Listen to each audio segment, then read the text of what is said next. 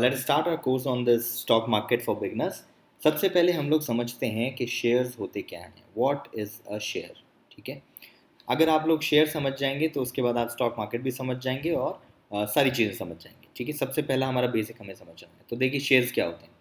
Shares क्या होते हैं, जब भी कोई एक बिज़नेस स्टार्ट होता है तो उस बिज़नेस को स्टार्ट करने के लिए हमें लगानी पड़ती है उसमें पूंजी, यानी कि कैपिटल। ठीक है, ये जो कैपिटल लगती है, इस कैपिटल को डिवाइड कर दिया जाता है। ये कैपिटल ही शेयर है, बस इतना समझ लीजिए, कैपिटल ही शेयर है। ठीक है, अब कैसे, जब भी अगर मान लीजिए मैं कोई बिजनेस स्टार्ट कर रहा हूँ और एक प्राइवेट लिमिटेड कंपनी स्टार्ट कर रहा हूँ, क्योंकि शेयर्स हमेशा कंपनी के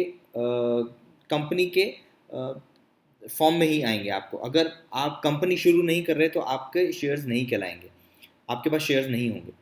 अगर मैं प्रोप्राइटरशिप बिजनेस कर रहा हूँ, उसमें पूंजी लगा रहा हूँ, उसमें कैपिटल लगा रहा हूँ, तो उसमें कोई शेयर्स का सीन नहीं होता। लेकिन अगर मैं कोई कंपनी स्टार्ट कर रहा हूँ तो उसमें जो कैपिटल होगी जिससे मैं बिजनेस स्टार्ट करूँगा वो कहलाएगी शेयर कैपिटल। वो क्या कहलाएगी? Share capital.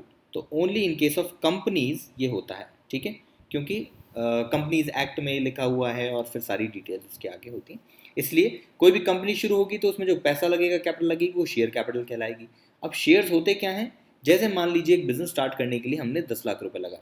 उस 10 लाख रुपए में से मान लीजिए पर्सन ए था, उसने लगाए 2 लाख।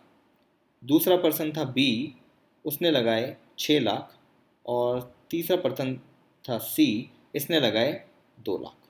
ठीक है, तीनों ने अलग अलग पैसा इन्वेस्ट किया एक बिजनेस में। अब ये जो पैसा इन्होंने इन्वेस्ट किया है, इनको पता कैसे चलेगा हमने इतना इतना पैसा इन्वेस्ट किया है? ठीक है, कहीं पे लिखा हुआ तो होना चाहिए। तो कंपनीज एक्ट क्या कहता है? कंपनीज एक्ट कहता है कि इनको शेयर सर्टिफिकेट दे दिए जाएंगे। ठीक है, तीनों को 3 सर्टिफिकेट मिलेंगे। एक के पास होंगे 2 लाख के शेयर्स, 2 लाख शेयर्स। बस एक सर्टिफिकेट है, शेयर और कुछ नहीं है।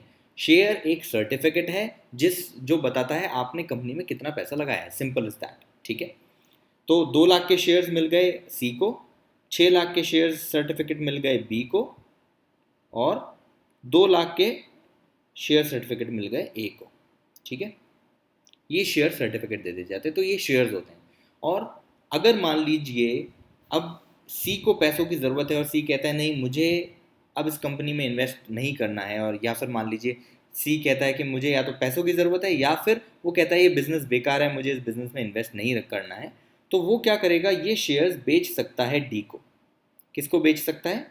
डी को बेच सकता है। अगर डी को शेयर्स बेच देगा तो अब सी की जगह ओनर कौन हो जाएगा? डी ओनर हो जाएगा।